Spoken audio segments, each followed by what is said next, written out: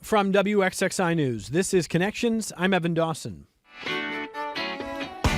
Our connection this hour will be made in New York State classrooms from kindergartens to 12th grade, starting in the fall of 2027.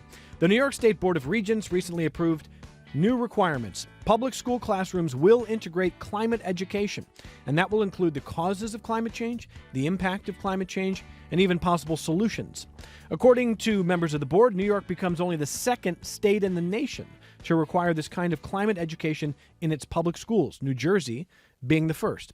But what exactly are the solutions to climate change? What should students know about how to solve it? And who sets these standards? Now, critics have said for years that schools should stay out of this. And a number of states, mostly contiguous southern states, but not only those states, have said that they want schools to stay out of climate change as an issue, especially when it comes to solutions. Too controversial, they argue. Too many different opinions on what to do about climate change. Well, our guests are closely involved in the process. They're all educators in one form or fashion, and they've got a lot to say about these new standards and how we teach students. So let's talk about that. Joining us in studio, Dr. Don Haas is with us. Don is Director of Teacher Programming at the Paleontological Research Institution Center for Climate Change Education. Don, welcome back to the program. Thanks. It's great to be back. And next to Don, welcome to Dr. Orlando Marrero. Orlando is Director of STEAM for the West Irondequoit Central School District. First of all, welcome. Thanks for being here. Thank you. Happy to be here. Remind us what STEAM stands for. STEAM is science, engineering, technology, arts, and mathematics. So I oversee curriculum instruction for all of those content areas. Very good. It's great to have you in studio with us. Thank you very much. And on the line with us, joining us remotely, Dr. Joseph Henderson is a lecturer at the University of Vermont, member of the school board for the Saranac Lake Central School District. Joseph, welcome back to the program. Hey, Evan, how are you? Very good. And hello to Kelli Grabowski, who is a science teacher at the Salamanca Central School District. Kelli, thank you for being with us as well. Thanks, Evan. So 3 of the 4 of our guests are members of the Climate and Resilience Education Task Force and put in a lot of work to get this over the finish line. Don, briefly, what is that task force? So that's a task force that's funded by the National Wildlife Federation and coordinated by Emily Fano. Started in New York City working on climate change education, getting climate change education into the New York City public schools, and has spread across the state. I think I've been involved for about 4 years, did a lot of lobbying trips to Albany a few years ago, and I'll say initially started working effectively against the New York State Education Department, but we kind of came around to work with them, which is much better. And Joe and Kelli have been with me through most of that time, and last week, 2 weeks ago, they passed the requirement that climate change be taught across the grade span. And there's more we'll talk about the specifics of that in a bit, I'm guessing. Nobody who works on climate education ever stops and celebrates because it just feels like this existential dread and a lot of hard work. But for a moment, was this a we got this over the line celebration moment for you, Don? Yes, yeah. It was very good feeling. A lot of hard work, a lot of time went into this. And it feels good to actually have it on the books and have an expectation that all kids in K-12 schools in New York State are going to be getting some climate change education and ramping it up from what they're getting now, if they're getting anything now. So before we jump in with all 4 of our guests about what they want to see students taught, why they think this matters, and why they think that the critics who say it's either too controversial or too difficult to settle on a set of standards for this issue, why they think that's wrong. But I want to talk about the backdrop of what's going on right now. First of all, in this country, I get it. We're in the Northeast. A lot of people are excited about some warm spring weather, and we're going to have warm-ish spring weather compared to the rest of the country. Mm-hmm. But if you're in 90% of the country right now, for the next week, 10 days, there's going to be records in unbelievable sections of the country. I don't mean like a one-day record in one state. There are meteorologists in Europe who are just gawking at what's happening in this country with the heat dome, and it's going to set all kinds of records. Meteorologist Greg Galena of the National Weather Service's Weather Prediction Center said, quote, basically the entire U.S. is going to be hot. The area of record temperatures is extremely large. That's the thing that's really bizarre about this, is how large an area and how long it's lasting. So it is not a one-time or one-day thing, and it's It's extreme. That's what we talk about with extreme events here. That's happening now. Also happening now, of course, there's a war in Iran. There's an energy crisis that is really just getting started because of that war. There's all kinds of questions about where energy is going to come from, what forces this is going to move or mobilize. But certainly, the folks who work on climate policy have said you don't wait for a crisis to realize, then you want to reroute your energy policy. So there's so much that's happening literally today that would be relevant, I think, in a lot of classrooms. So let me start with Don. I'm going to ask all four of you this. Do you think that K through 12, there can be a uniform set of the standards for teaching climate that enough people will agree on? I mean, you're always going to have critics. Joseph knows that, especially as a school board member. I'm sure we'll talk about that. But I'm talking about even within climate action. Can you satisfy the people who would say, well, we need more emphasis here, we need more emphasis there? These standards work K through 12 in the state? Done. Yes, I think so. And it's generally not going to actually produce new standards, but teach the existing standards with an eye towards climate change. So that's fairly obvious in the science classroom. And I can say a lot about that, but in the social studies classroom, we started taking stuff out of the ground and burning it for the Industrial Revolution. And whenever we change how we get energy, we change history. And it's such a rich vein to tap into in the existing standards that teachers often are not doing, in part because they weren't taught about it themselves, and in part, lots of in parts, in part because they don't want to get themselves into controversy. And of course, the American teaching forces, like Americans writ large, some substantial percentage of them align with climate change denial, as in the American population. And of course, in mathematics, there's ample opportunity for connecting to climate change. And one of my whipping boys or something is that we don't teach scale very well. Okay. And you need to understand the difference between 1,000, a million, a billion, and a trillion to make sense of climate change and energy issues. And most of us, frankly, don't get that. I do an activity in a lot of our workshops where I put 0 on a Post-it note on one corner of the front wall of the room and a trillion on the other, and give everybody a Post-it note and ask them to put where they think a billion goes between 0 and a trillion. And the average answer is somewhere around 300 billion. It should be a thousandth of the way across that distance, and we just don't get that. And I can talk about that for a long time. No, I think we struggle with scale when it comes to money. Yes. When it comes to space. Yep. Literally, we could pick a lot of different things, but I take the point there.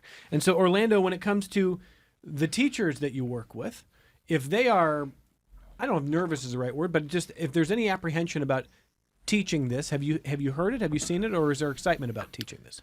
Not yet. You won't hear a whole lot from teachers because I think they are happy to wait for guidance. Okay. And so I've been tasked with doing a lot of the thinking on this first so that we can provide a little bit more of a guidepost for them.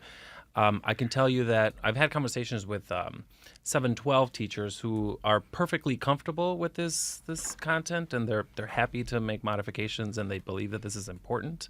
I was talking to Don earlier. I think the challenges and the nervousness will probably come more from your K-6 teachers because they're not necessarily like specialists when it comes to this topic. So they're going to need a lot of help in not just like learning and understanding the science, but also having rich resources that they can use with kids so that kids have meaningful experiences that they feel comfortable either running or that they have a community partner that helps them run. Well, let's talk to a teacher. Kelli Grabowski is a science teacher at the Salamanca Central School District. Teaching what age, Kelli? I teach mostly 10th graders. I do have a class of 11th and 12th graders for environmental science this year too. Okay. And go ahead. Oh, no. So take me through, first of all, your thoughts on kind of the boldness of this effort. Again, New York State becomes only the second state in the country with K through 12 climate standards that are going to go into effect in 2027, but also whether you think your colleagues who teach are going to embrace that and be ready to do that. Yeah, I am very happy that New York State has jumped on this. I think it is long overdue. I can't believe that so many states haven't. It's been something I've been teaching for at least a decade now. Don's helped a lot with that. And so as far as being happy to wait on guidance, I know a lot of teachers do feel that way. I couldn't wait any longer for this to be a mandate. I've been teaching it as a part of my earth science curriculum for, like I said, at least a decade. Gosh, it's definitely more than that at this point. The current earth science standards definitely lend themselves to teaching climate change in them. My concern when it comes to colleagues is that beyond earth science and biology, I don't know how many people are going to be comfortable with teaching it. So whether it's 6 through 12 or K through 6, I think outside of the science world, it's a little bit rare to hear teachers talking about climate change. But the main points, like it's real, we can't really argue that anymore. That's taught in science class. It's serious. You can definitely touch on in science class too. But when we start to look at what we can do about it, that starts to get into your social studies classes when we look at how society needs to make decisions based on the science.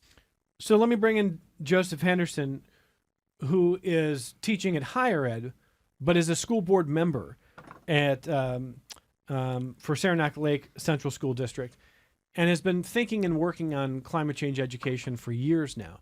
So, to Kelli's point there, what do you are you worried, Joseph, that the K to 6 is going to be an uphill battle?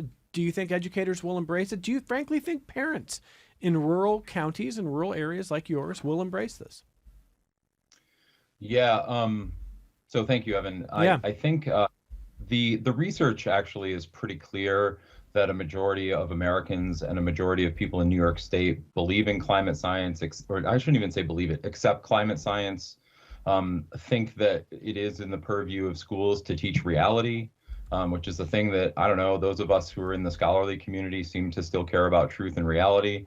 And so, so those things, when you start to look at those numbers across New York State, 60, 70, 80% of people, according to Yale climate opinion surveys, think this is an issue and think that it's well within the purview of public education to address that issue, right? So, will there be resistance? Yeah, probably. Some of my own research, published empirical research, where we did surveys of teachers, we found that some of that resistance was really overwrought. And so I think, there's this perception that there's more resistance out there than there actually is. One of the things we know just from social science research is that most people are really are concerned about climate science or climate change and don't know kind of what to do about it. And so, the educational system is one important lever for adapting to climate change. And frankly, we're behind in the United States. We're behind other countries. I study education policy in the U.S. because of many things that we can go into if you want to. We are lagging in terms of the rest of the world. New York State now joins New Jersey in terms of interdisciplinary K-12 climate education. Where this occurs in the handful of other states, it tends to be primarily a science topic, which is important but insufficient. And so I think the education system is one place to do this work. There are lots of other places to do climate education work that in some ways are more immediate. But yeah, teachers are going to struggle with this, back to your question, because many of them haven't had training in climate education or environmental education. We don't have a kind of statewide environmental education teacher training program that exists in other states like Maryland and Washington. And so there's a lot of conversation. One I think context that's important to understand for your listeners is that New York State is in the process of changing its graduation requirements, which I'm, as a parent and former teacher and school board member, totally in favor of. We are moving towards, the Board of Regents is moving towards a much more holistic kind of education and really moving away from the kind of high stakes testing regime that has dominated education for the last few decades, which has frankly caused a lot of damage to children and teachers, and has meant that we're not really focusing on issues of concern to communities. Like, we know that climate change is stressful to kids, and one of the things that helps alleviate some of that stress is actually doing things about it, learning about it from trusted adults, and taking action in your community. And so, while I think there's going to be a lot of growing pains with this, there's also a lot of really interesting opportunities that I think a lot of us are really excited for.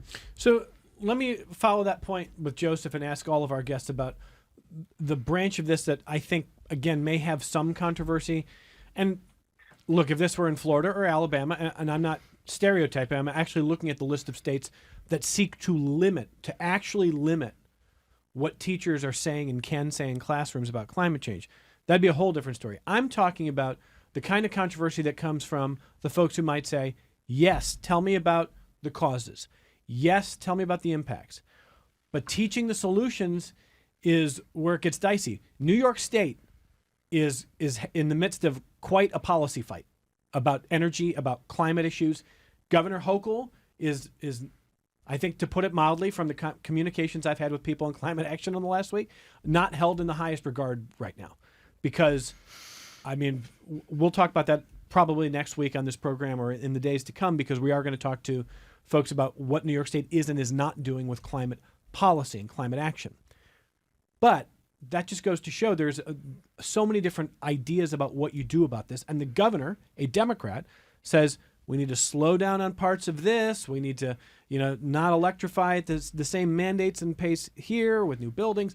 I mean, it's such a wide range of ideas, even within the ostensible political left. So, Joseph, can you teach solutions as effectively as you could teach cause and effects of it?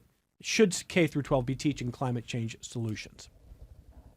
Yeah, I mean, I think the kind of conversation that you just had, or that you just kind of laid out, that's a social, governmental, political dynamic that is entirely appropriate for high schoolers to deal with in a civics class or a social studies class or an environmental science class, where you look at the kind of costs and benefits of different forms of energy and the trade-offs that are involved, and all of the things that have to do with global supply chains and the politics around those things. I think we do our students a disservice if we don't teach them about the reality of the world that they live in. And so, I think you have to do that in a developmentally appropriate way. I wouldn't get into the oil issues at the Straits of Hormuz right now with elementary students, but high school, yes, right? But high school, yeah, Absolutely. Of course. Yeah. And not for nothing, but I would argue that would make school more relevant for a lot of students, because they're sitting around learning about this stuff on TikTok with a whole bunch of adults who are either afraid or don't know how to explain these issues to them, right? So I guess they're learning about this stuff already. And so really it's the kind of purview of educators to engage them in meaningful ways that help them understand their world. And I don't think we should shy away from that. I think we need to engage students in that kind of complexity, scientifically rigorous, but also, socially rigorous as well. Kelli Grabowski, a science teacher, do you agree that high school students, they're going to be hearing about and learning about the world in one way or another, especially with social media? Joseph mentioned TikTok. Are they hungry to learn about it from you and other teachers? Absolutely. They have a lot of questions about the way the world works, and they know that we are a trustworthy source, as opposed to, I think they're pretty aware that not everything they see on TikTok is real. And I also think that it's like you said, it's almost easier to educate about the causes and effects of climate change. And the question was about, is educating about the solutions and this policy, is that effective, or is it okay to do with our students? One thing I know when it comes to solutions is you can act locally too. And so if they know about all these causes and of climate change, and they see how it impacts them in their local area, you can do those actions almost a little bit easier than trying to go after the state government, for example, on their decisions, even though that also needs to happen. When it comes to my science class, I don't know if we'll be going after the state, but we can take a look at our practices right here in Salamanca. And that therefore could be a domino effect as the kids get older, even though we do need to act on this now. So yeah, I think that it is something high school civics class for sure could combine with the science class and get some action happening. We have students go to Albany and DC all the time for other reasons. Why not climate change? So Orlando Marrero, Director of STEAM for the West Irondequoit School District. I hear the co-panelists that you have here pointing to events around the world saying, especially high school students, they understand they see what's happening. They want to understand it better. There's age-appropriate levels of talking about, for example, a war in Iran, the closure of an oil strait, the bombing of energy sites around the world, et cetera. But how much do you think modern events are going to factor into the kind of education that's going to be part of the climate curriculum? I think it's going to have to, especially for those older students, because they're inheriting the world that we're leaving them, and they're seeing the effects of the world that we're leaving them right now. So I think our older students, if we want to do this responsibly, we have no choice but to engage them in how climate change impacts them now. And I do agree that it has to go beyond sort of the science classroom. And so with your older students, I think you have to engage in those conversations. I think, like Joe said, engaging in those conversations in age-appropriate ways with younger students, I think when it comes to climate change, you're talking more about them understanding more clearly their relationship to the environment and how the environment impacts their lives, and gaining an appreciation for the environment and for nature. So you might take sort of like a more nature-based approach, just so that they understand like how important and precious our natural resources are, and how our actions impact our natural resources, and what they can do when those natural resources are potentially in danger. So I think that's maybe more your focus at the younger levels, but I definitely agree that there's no getting around it. If we want to make sure that they understand the urgency of the problem, then we need to engage with what's happening now. Don, is it a missed opportunity if schools are not taking the events of the world that's, I mean, quite literally in many ways on fire right now? Yes. And associating that with the curriculum that you're going to see? Yeah, it's very much a missed opportunity, and in bringing kids to Albany to lobby a year and 2 years ago, it was surprising how many of them said that when we had the smoke-filled skies from the Canadian wildfires, none of their teachers talked about it. And that, people worry about climate anxiety and climate depression, which are real things to worry about, but they're not helped at all by not addressing the issues that we're seeing in real life and pretending it's not happening. Why do you think teachers were avoiding that? Well, lots of reasons. The tightness of what they feel they have to get done to get kids ready for tests is probably top of the list. The fact that they probably, unless they're an earth science teacher, probably don't have the preparation to teach about climate change. Those are probably the two biggest reasons, but there are more. Just feeling that they've got to get on with their day and not deal with these distractions of the world. So let me ask Don one question about where the standards are going to be. So if people want to, because a couple folks have said, is the curriculum publicly available? Can I see it? So briefly, Don, do you want to hit that point? Yes. Okay. Yeah, so all of the standards are on the NYSED website for every discipline. So you can go ahead and take a look at those. And the science standards are in the process of changing, and this is the second to last year before. That was correct. Yes, the second to last year before. I know you're not an English teacher, but right. They're fully implemented, and in many districts they'll be fully implemented this year. Districts have the choice of offering the new physics and chemistry exams this year or next year. And last year was the first year for the new earth science and biology exams. And that new earth science exam, I am confident, is the state exam that has the most climate change content of any state exam in the country. I wrote a blog about the changing expectations that folks can find on our website, priweb.org/blog, and scroll down and look for the one that's about climate change education. And that was written when the regulation was proposed. It passed without change, so it, even though it was originally written in November, the content's still fully relevant. And it links to the standards and it links to the exams. And relatedly, it's worth noting that before the new Regents Earth Science exam last June, the Regents exam that most reliably had in-depth climate change content was the English Language Arts exam. Wow. In the argument essays, they were provided readings on the exam that address some issues, and they're different every exam, of course, but I think 4 of the last 8 had substantial climate change connections. Yeah, go ahead. Can I add something? Earlier we were talking too about just like maybe some of the resistance or some of the hesitancy that teachers might have when tackling some of these topics. And I want to express some sympathy, and I think for your social studies and your humanities teachers, just because whenever a sort of world event or something relevant happens that might be tinged in any little bit of controversy at all, they are kind of the first ones that have to deal with any potential community backlash or negative response. You'll get emails or responses from families who might disagree, who might be unhappy with a child learning about a particular topic that they might deem controversial.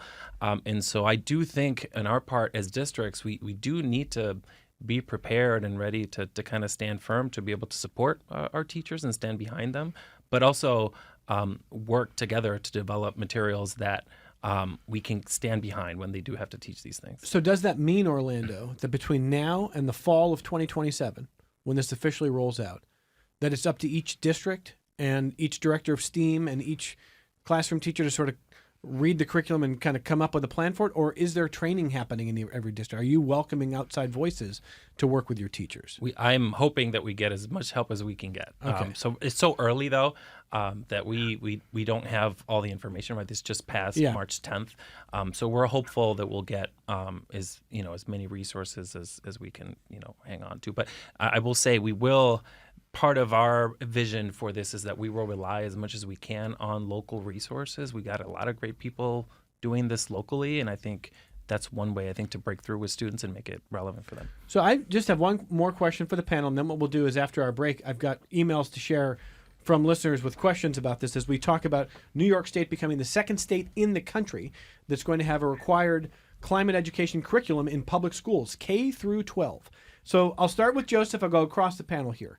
When I was reading about the states that have done essentially the opposite, the Floridas, the Alabamas that have said, we don't want teachers teaching this. We certainly don't want solutions, but we don't want, in some places, we don't want climate change mentioned. We're going to discourage teachers from even talking about this. One of the main reasons I see sounds something like this. Lawmakers, governors, state legislators, they say, it is not our job to scare the daylights out of our children. Our children should not come to school and go home scared. And too much climate education would do that to kids. And that's one of the justifications they use for staying away from what they deem a controversial issue. So I'm going to start with Joseph on this. You're a school board member. You're a lecturer at higher ed. You've taught at different levels. Tell me what you think about the criticism that says this kind of education, starting in kindergarten all the way to 12th grade, can scare kids. Can be the reason that they have anxiety. I think the critics would say they're not anxious because of climate change. They're anxious because of the scaremongering about climate change. That's the kind of thing I hear. So go ahead, Joseph.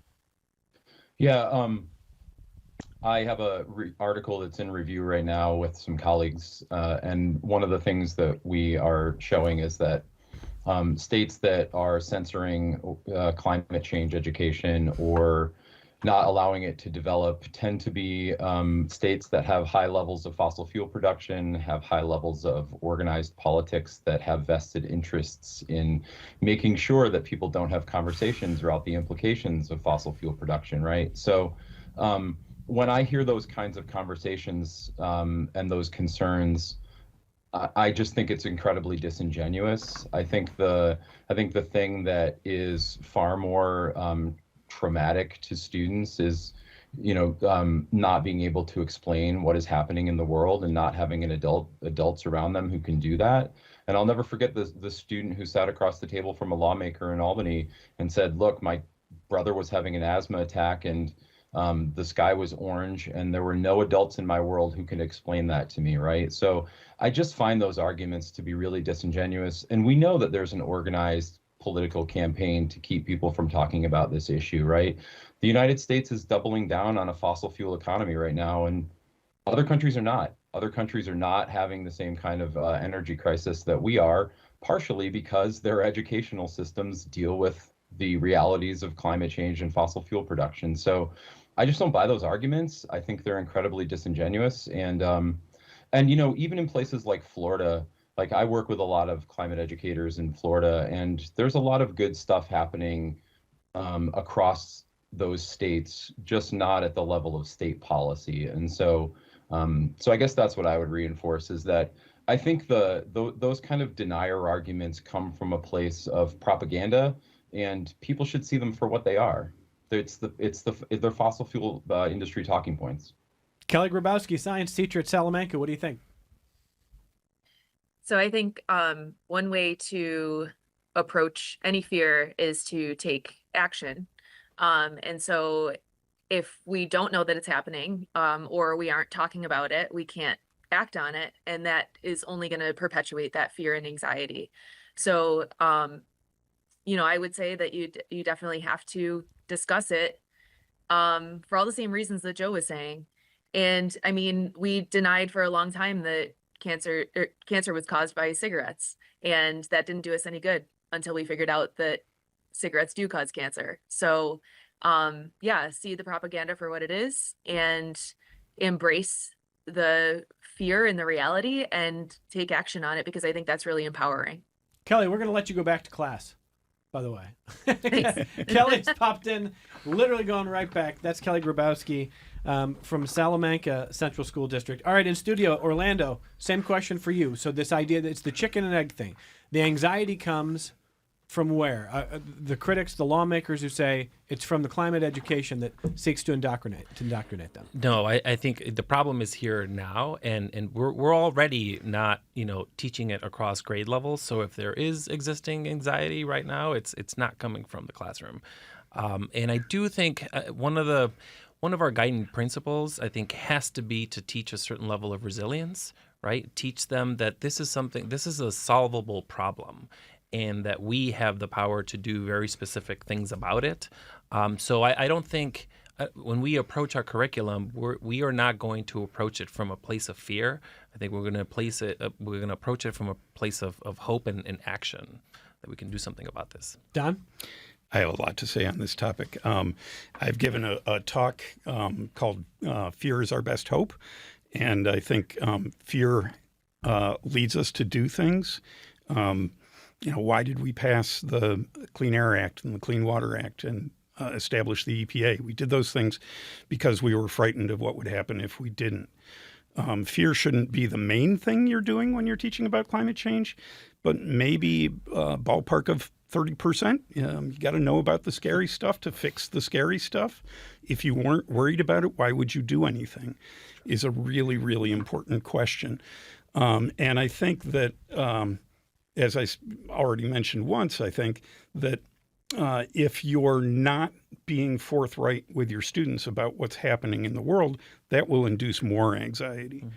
And as Kelli said, the best thing you can do about a negative emotion generally, anxiety, depression, whatever, is get to work on the problem, and ideally do that in community with others.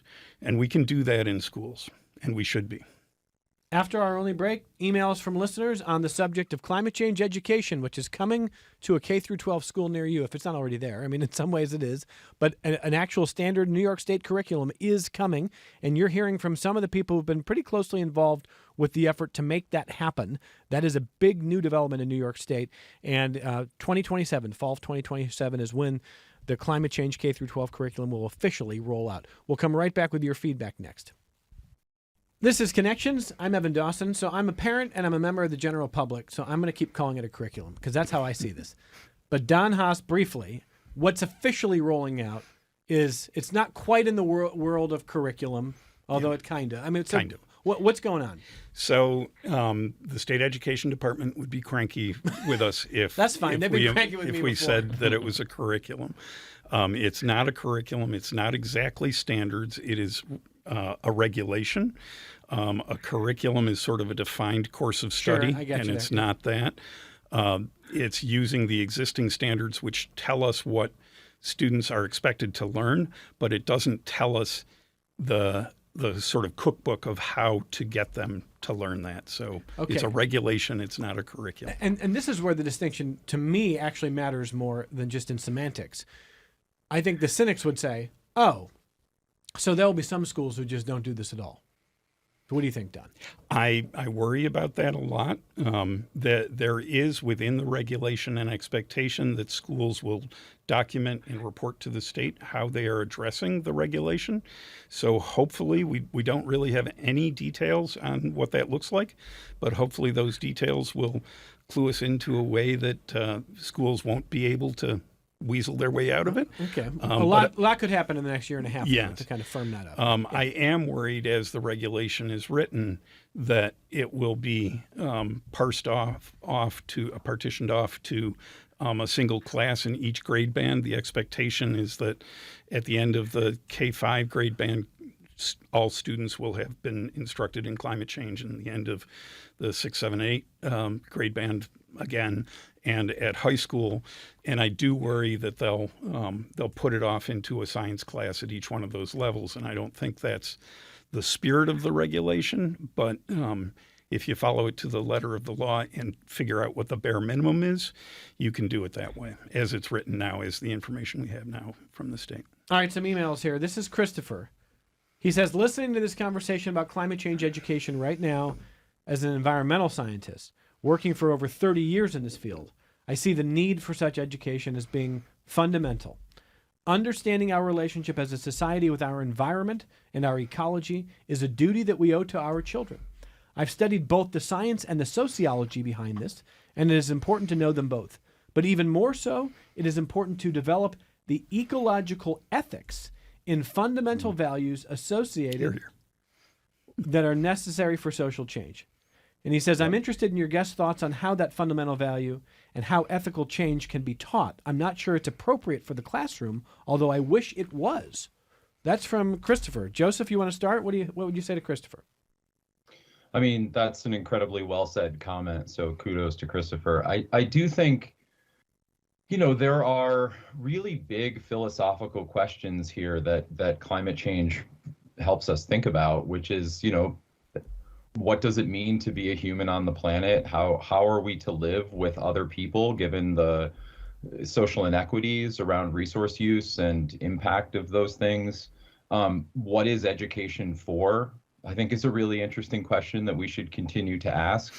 The way we've done education for the last 40 years is a kind of credentialing system. Like we teach kids that the point of education is to get a certificate for the next phase of college or career readiness. And there are other traditions of education around engaging in real world problems and trying to understand your community and have an impact in your community. I think it's a really good opportunity to have those larger questions, and yeah, we should have those conversations with kids. I think a lot of students, I've been highly attuned to there's been so much hand wringing about social media and cell phones lately, and I feel like it's in some ways a deflection from larger issues around things like crushing levels of economic inequality, lack of affordable housing, ecocide, kind of destruction of the planet, our persistent rendering of wars. I just think we need to have bigger conversations around what is the point of education and what are we doing in the world? I mean, to the point about environmental ethics, we know that there are better or worse ways of treating nature and treating the environment. We should talk about what those are, right?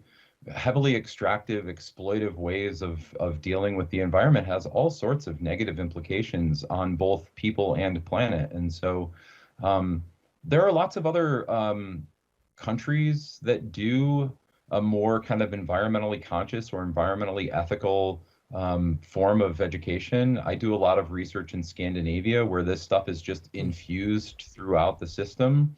Nature-based learning and understanding the human relationship to nature is just common sense in a place like Denmark or Norway, where they would be confused that we're even having a conversation around this as a specialized topic. It's like understanding your place in nature and how humans relate to nature. Humans are deeply curious about nature. People care about nature. We should be infusing that throughout the educational system. So let me turn to our guest in studio with the same question. Orlando Marrero, Director of STEAM for the West Saranac Central School District. Christopher wants to know if, if those fundamental values and ethical ideas on social change can be taught in the classroom. Yeah, I think Joe said it really well. I keep thinking about our youngest learners, and they don't have a hard time learning about what's wrong and what's right, what's fair, what's not fair. And I do think it's perfectly fine for them to learn the consequences of our actions, how they impact nature, and how that affects their lives. We do have to present that, I think, in a way that is appropriate for the age level. But I think this all goes back to the conversation before about whether we need to be talking about the events that are happening right now. These things are happening now, so I do think it's completely appropriate. There's no reason not to. Don? Yeah, there was a lot in Christopher's very good question. I think at the elementary level, the most important thing to do in terms of teaching kids about climate is getting them outside. My colleagues and I wrote the Teacher-Friendly Guide to Climate Change, and the first chapter, or the first two sentences of chapter 1 are weather tells you what clothes to wear, climate tells you what clothes to own. And that's a very, simple, straightforward. I never heard that before, Don. It's really good, man. It was in the ethos before I put those words on paper. Everyone should read this document. Yes, it's excellent. Yeah. And it's free online, priweb.org.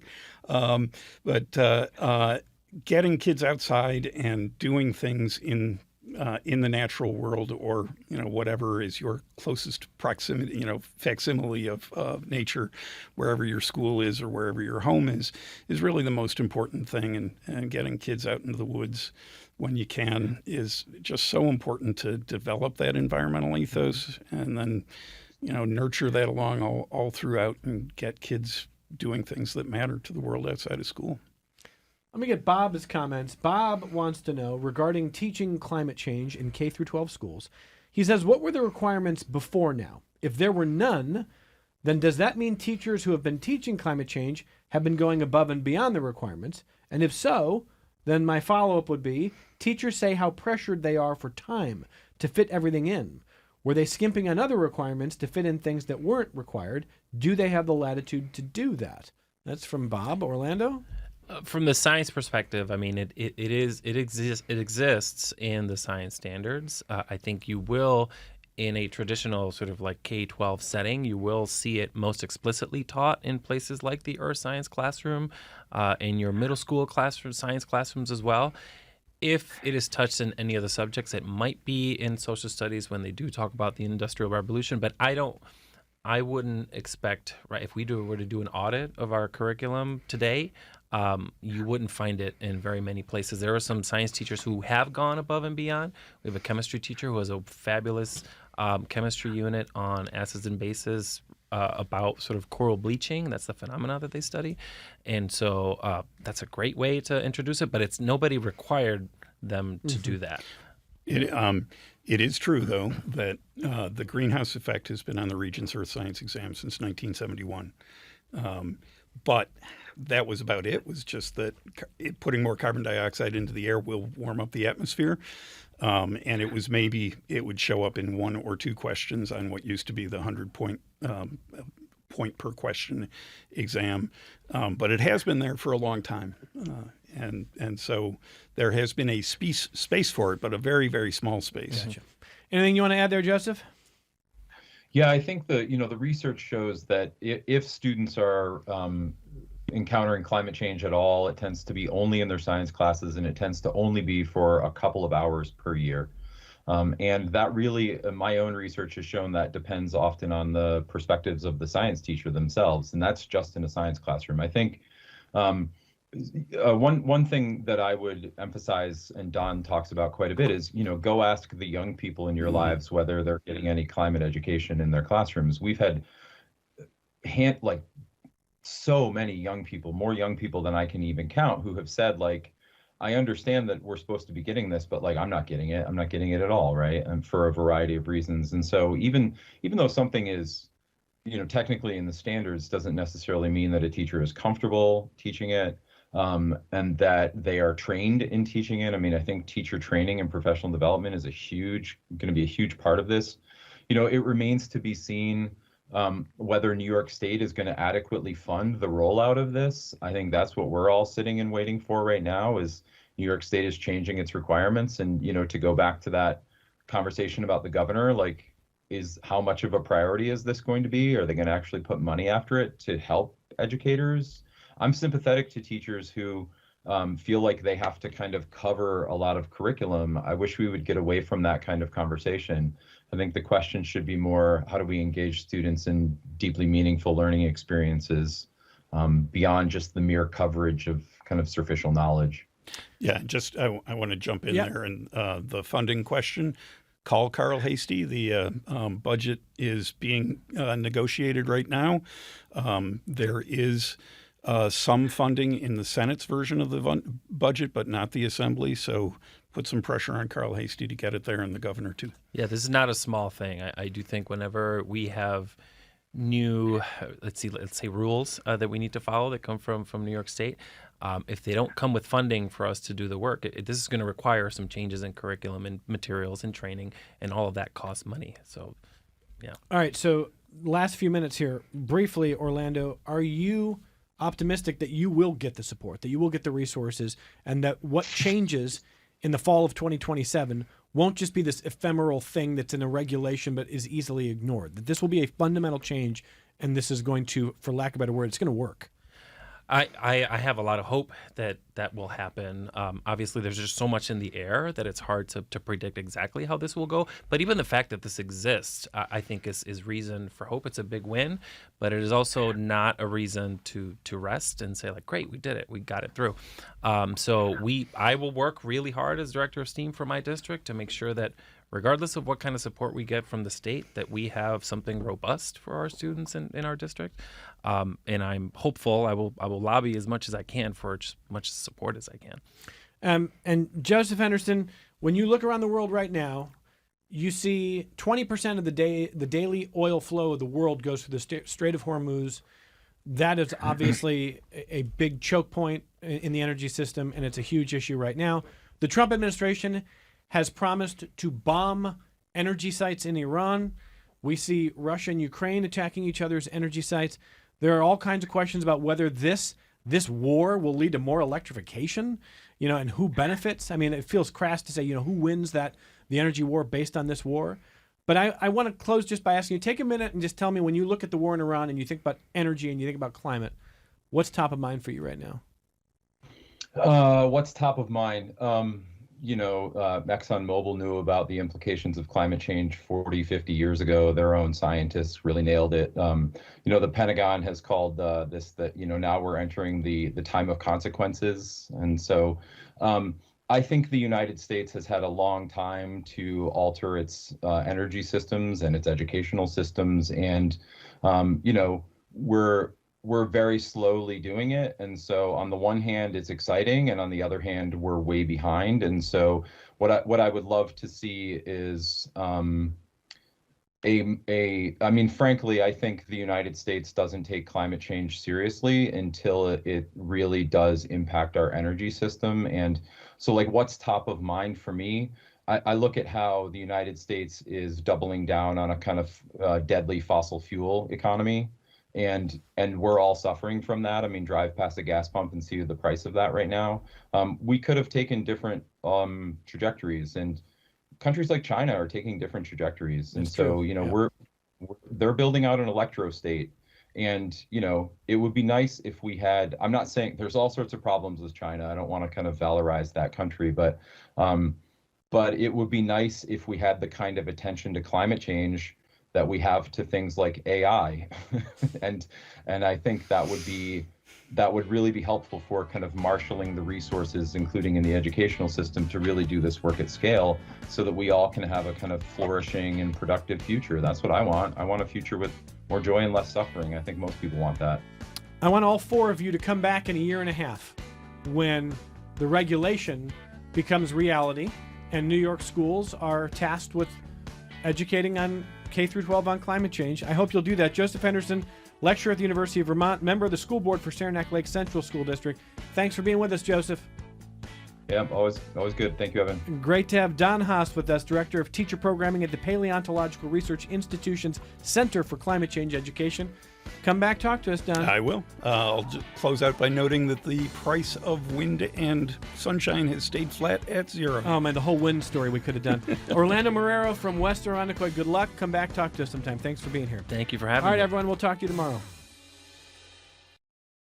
This program is a production of WXXI Public Radio. The views expressed do not necessarily represent those of this station, its staff, management, or underwriters. The broadcast is meant for the private use of our audience. Any rebroadcast or use in another medium without expressed written consent of WXXI is strictly prohibited. Connections with Evan Dawson is available as a podcast. Just click on the Connections link at WXXInews.org.